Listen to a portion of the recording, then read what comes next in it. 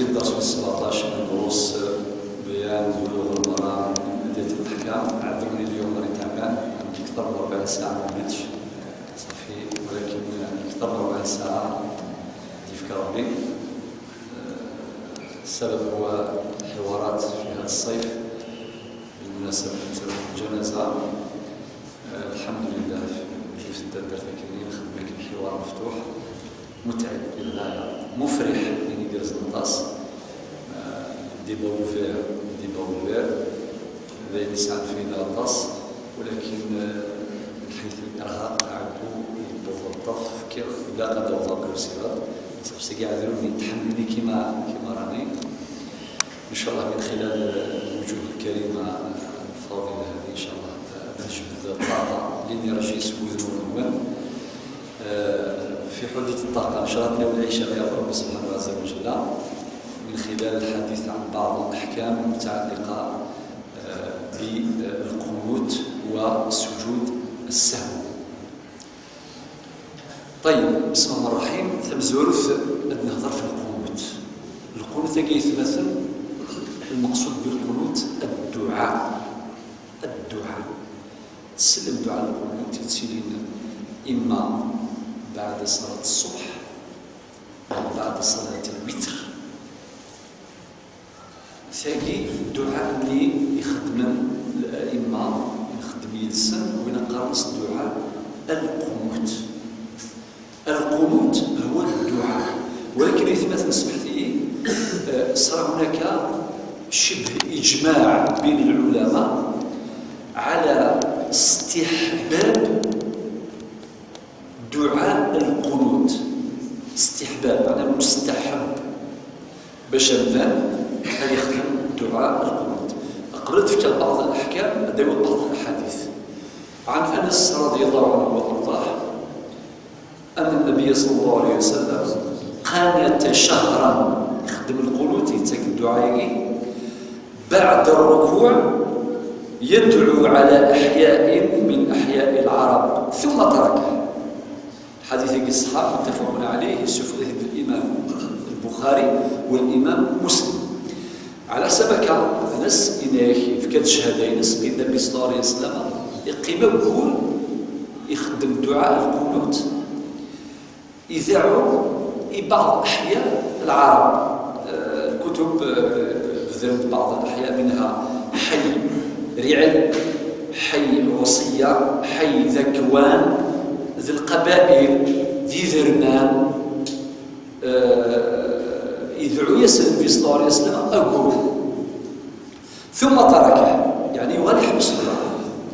ولكن من غال رواية الإمام أحمد ذي المسند ينس الإمام أحمد بن حنبل وكذلك الرواية الدارقطني يناد يبث الحديث بعد يعني وأما في الصبح بعد الزليت من الصبح فلم يزل يقنت حتى فارق الحياة. معنى النبي صلى الله عليه وسلم داوم على دعاء القنوت الميموث حسب الحديث الميموث حديث يشوف هذا الامام البخاري الامام مسلم الامام احمد وغيره. معليش نفهم سي الحديث هكي ويسين باللي النبي صلى الله عليه وسلم وليغفي لنا في دعاء القنوت ذي الصبح صلاه الفرض ماشي رغيبه الفجر. من صلى رغيبا ركعتين الفجر السنه بعد ما نصلي الصبح جماعه ميفوق الشيخ في الركعه الثانيه لقد ذكر مع التفاصيل غير المذهب المالكي والمذهب الشافعي وغيره. الشيخ هذه غير دعاء اي غير اقتداء بالنبي صلى الله عليه وسلم انه لم يتخلى عن دعاء القنوت حتى فارق الحياه. يعني ولي يغفر لنا في الناس وثيجاره الفذي قريتيد ملمي ماشي لي طهور ماشي لي العصر ماشي لي المغرب ماشي لي العشاء ماشي لي الشفاء ماشي لي الوتر، ولكن في صلاة الصبح فريضة ميفوق تصلي الصبح أديوي دعاء القنوت. طيب الخلاصة أجمع العلماء صار إجماع ديال العلماء على استحباب القنوت، واختلفوا في تحديد الصلاة التي يكون فيها القنوت. بمعنى صار إجماع بين العلماء بلي دعاء القنوت إلى قليل مستحب ماشي بوجوب، استحباب. ولكن ذا شو نصلي ذا كي مخالف الفقهاء. أتفكر المالكي والشافعية، المذهب المالكي والمذهب الشافعي، أننا يستحب دعاء القنوت في صلاة الصبح، ماشي في الوتر. ركعة اللي ثاني قالت الظلم نزول العشاء، لأن ركعتين الشفاعة لا الوتر خاطئ. حسب المالكية والشافعية إن بعد صلاة يعني في صلاة الصبح، ولكن هي المالكية الشافعية لا مخالفة. لو كيدير المذهب المالكي ماشي ركعة مزولوث الصبح، ماشي في سنة ميت كفاية سورة الفاتحة أكد السورة النظام الغرض مثلا إذا جاء نصر الله والفتح. من بعد الإمام يقرأ دعاء القنوت قبل أن يركع،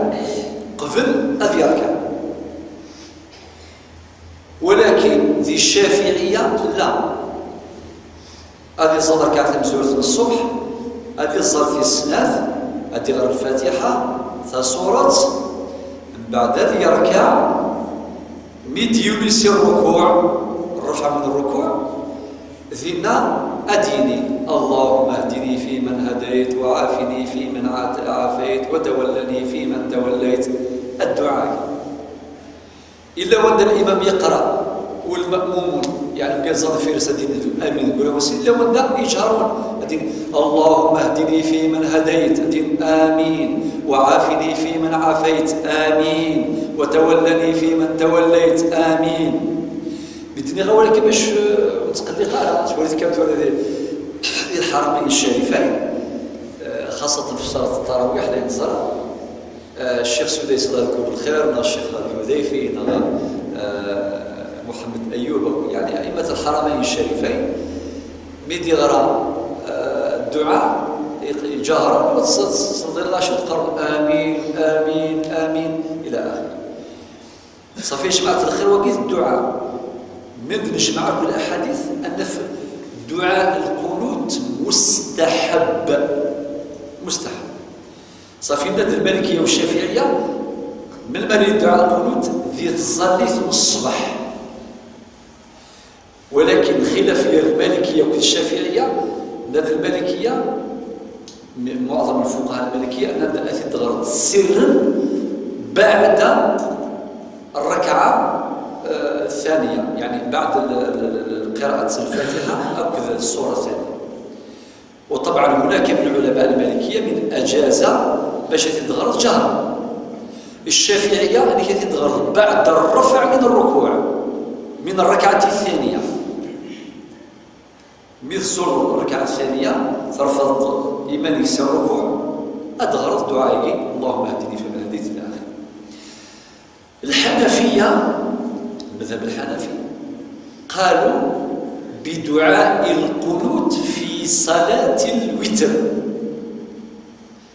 في صلاة الوتر، بمعنى من زول ركعة ثاني كاروث سورة الفاتحة أرمي سورة النظام مثلا ذي التراويح هذه غير سورة الفاتحة، وبعدين قل هو الله أحد، قل هو الله أحد، قل أعوذ برب الفلق، قل أعوذ برب الناس.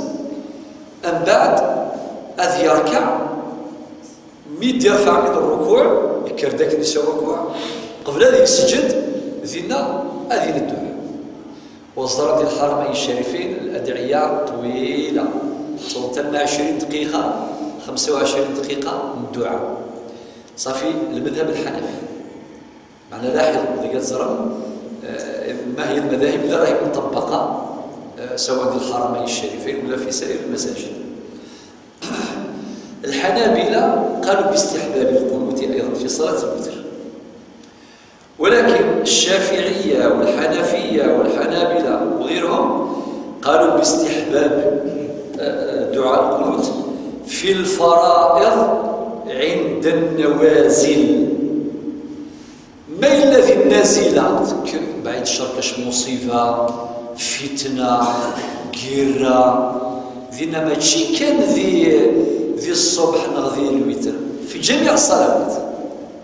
يزمر الشيخ غادي يصلي الصبح غادي يغير القنوت الدعاء، انزل الظهر غادي يغير القنوت، انزل العصر غادي يغير القنوت، خاطر القنوت ما كدير ثورة الدعاء. مادام قلق من بعيد شر المصيبه ذي الفتنه النازله من النوازل ذينا الدعاء يكون في كل صلاه. ولكن بعض الحنفيه بعض علماء الحنفيه قالوا بتخصيص دعاء القنوت في الصلوات الجهريه ذي صلاه الجهر، يعني ذي الصبح عندنا الجهر أكد المغرب أكد العشاء، ما إلا ترك العصر ألا ثوري مثل مسلمة كل الاختلافات. لو كان يبغى النبي صلى الله عليه وسلم يفكي والنار سيدي يفكي، ولكن مادام يجاز إن شاء الله يا ربي فيه فسحة. كنت سميتها سيد القاعدة اتفاق العلماء من النصوص قطعية في القرآن أو في السنة. النصوص القطعية مارس المولى يثبت النصوص القطعية إلى قدر مسفها أي معنى القرآن الكريم كله قطعي ثبوتا، يعني تفضل القرآن الكريم مثلا نسخة يريد فاسد أدينا هذا القرآن سلاية زوارف ألم تنقرف أكل ميلا مرة ثابت قطعا أكا ينزل ربي أفن في صلى الله عليه وسلم. ولكن السنة لا يزمر تفضل السنة القطعية ثبوتا يزمر تفضل السنة الظنية ثبوتا. شنو معنى يسر القطعية؟ معنى السير ذنفي صلى الله عليه وسلم سيدنا مثلا الحديث صحيح الحديث متواتر، ولكن مدينة السنة الظنية إلا ذي الشك إلا بعض الأحاديث عند الأحاديث نسبت النبي صلى الله عليه وسلم وهي ضعيفة، وزمان الآية ضعيفة القرآن صحيح 100%، ولكن في السنة أتفضل الصحيح أتفضل المتواتر أتفضل الحسن لذاته الحسن لغيره الحديث المرسل الحديث الغريب الحديث الضعيف الحديث الموضوع الحديث المرفوع. أتصبوا رجلان من الحديث دي سواس شهر نظر في مساراكي، ولكن ماشي الوقت يستورا صافي.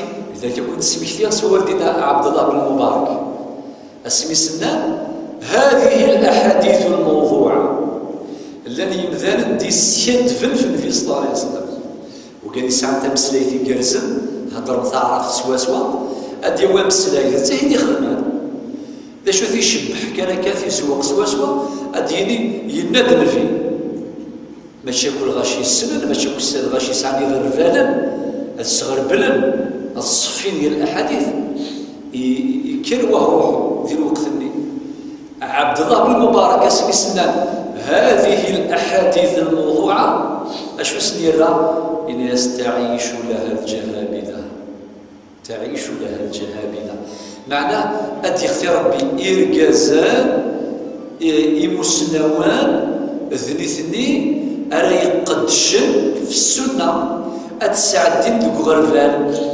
السنة يصحان أتدين نصحان ثايضا ديرين تضعف موضوعا إلى آخره.